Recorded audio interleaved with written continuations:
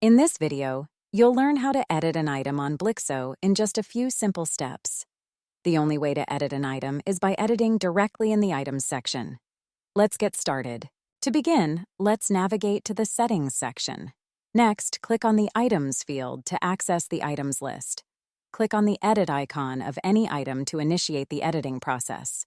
After clicking, you will be directed to the Edit Item page, where you can edit any fields that you wish to change. For this demonstration, I will edit the name of an item as an example. Click Save Item to complete the editing process. Let's check it out. Success. The item has been edited. Voila! You have successfully edited an item in just a few easy steps. Want to learn more tips and tricks on how to use Blixo? Please like and subscribe. Not a Blixo customer yet?